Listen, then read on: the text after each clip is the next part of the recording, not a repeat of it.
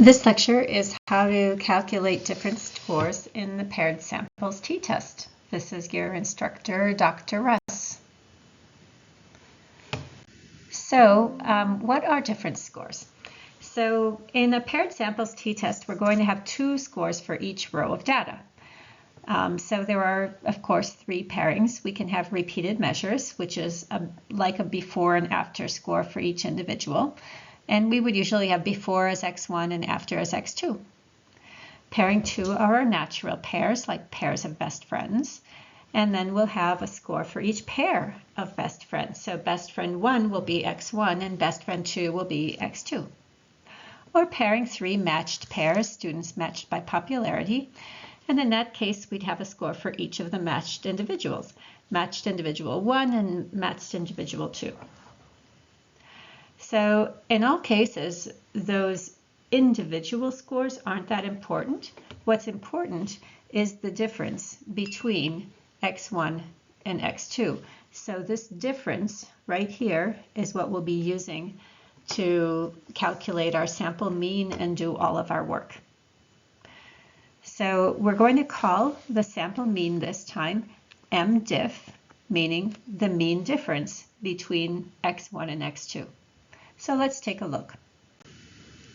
Here's our example from Rumspringa, and you should remember from our previous lecture that Rumspringa is this opportunity that maybe 16-year-olds in Amish communities are given to go out and do all the things, you know, that their neighbors who are not Amish do and see what they think. And hopefully after 6 months or a year, they come back to their community.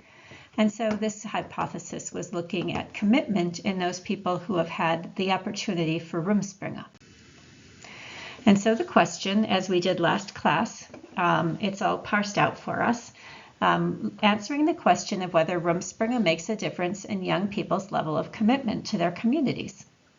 And we identified the populations, the people who had the Rumspringa versus young people who just lived normally during that same year. We stipulated the commitment level as the dependent variable in a one-tailed high test. And we hypothesized our research hypothesis that young people will have higher levels of commitment after Rumspringa than before Rumspringa. And the null hypothesis, we added not.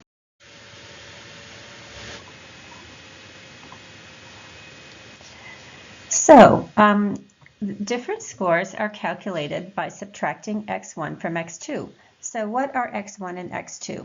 So x refers to our score, and this little 1 means score 1, or our before scores.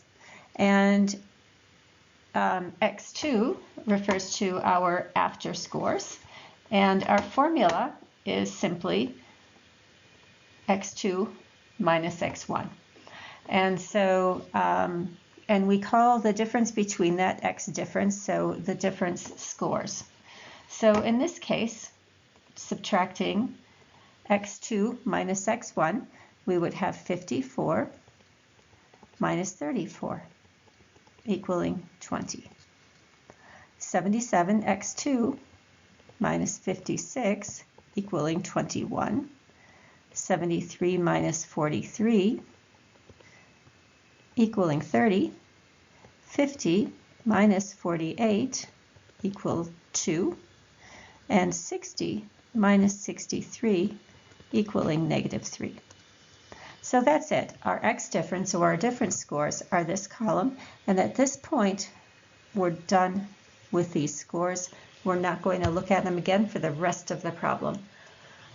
So all we need to do with this is calculate the average, and our formula is just the same as before.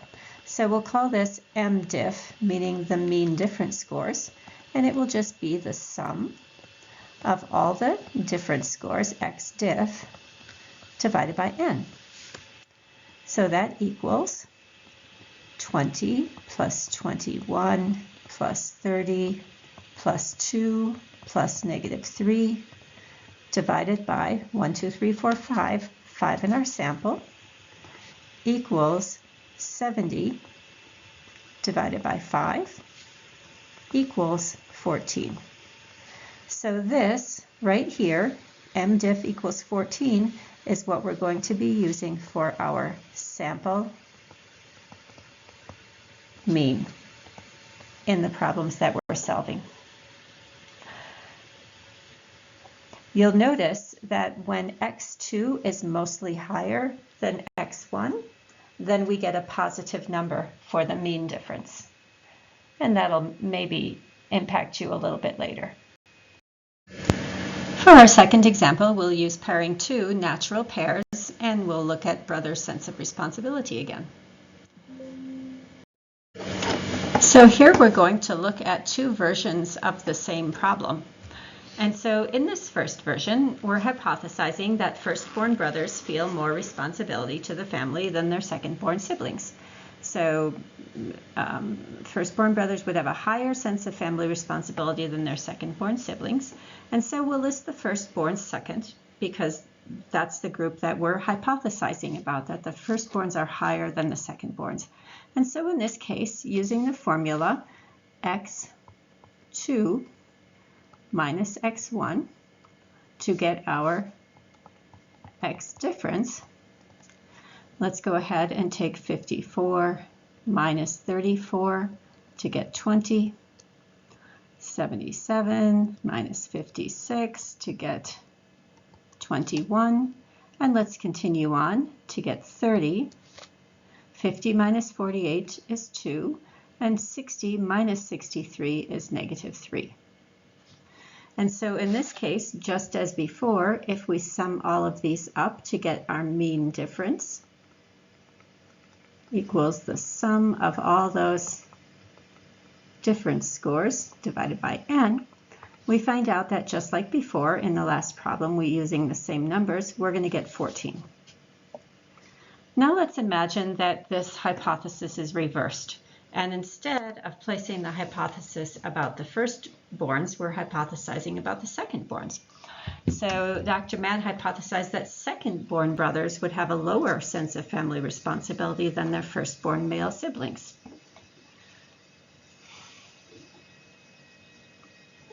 So in this case, we can see that we're going to be subtracting 34 minus 54 instead of the other way around. And so we're going to get negative 20. If we take 56 minus 77, we get negative 21. And continuing on, we get negative 30. 48 minus 50 is negative 2, and 63 minus 60 is 3. If we follow through with our formula, mean difference is the sum of all those values, x difference divided by n, we find out that we get negative 14. Now, it kind of makes sense that when we're hypothesizing a lower sense of family responsibility, a negative score makes sense. When we're hypothesizing a higher sense of family responsibility, a positive score makes sense. So in general, the rule of thumb is, as we'll see on the following slide. So there is a rule of thumb for determining which score should be x1 and which should be x2. So if in repeated measures, you're just going to follow the order of time. So before scores will always precede after scores, so they should be listed first.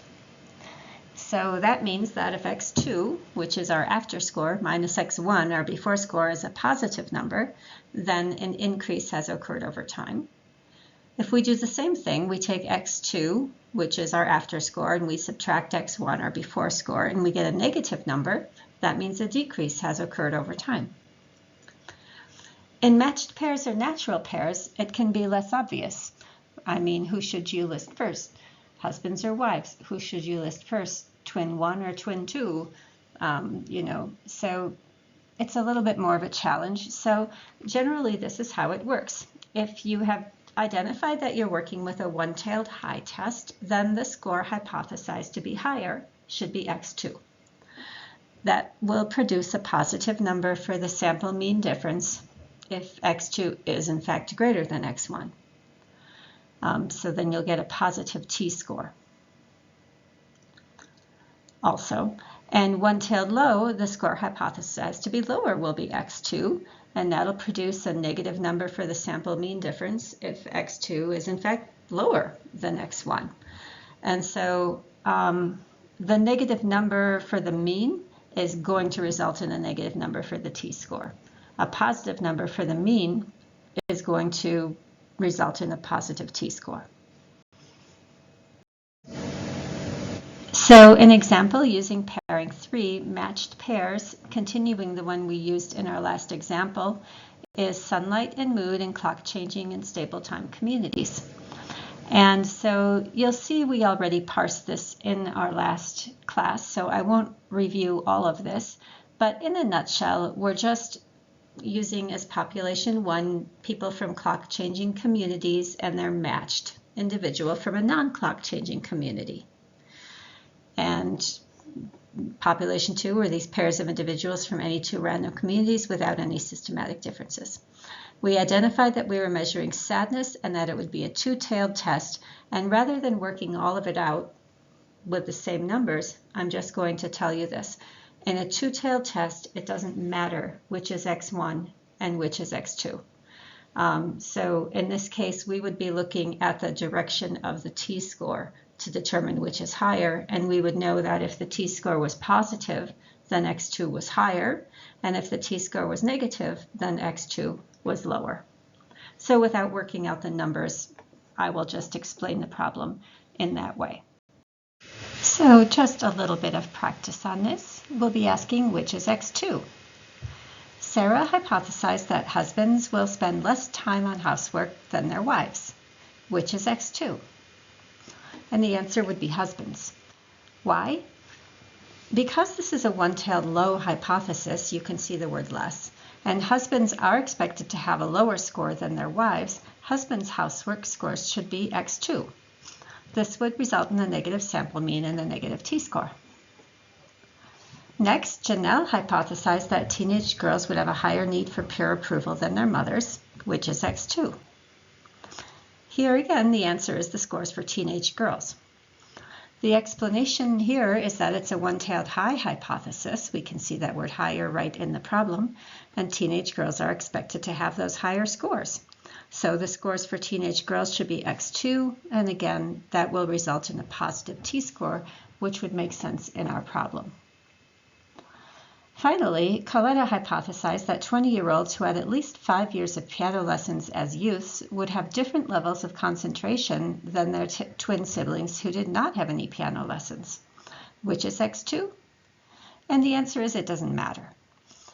The hypothesis doesn't stipulate a direction. It's a two-tailed test, so either score can be x2.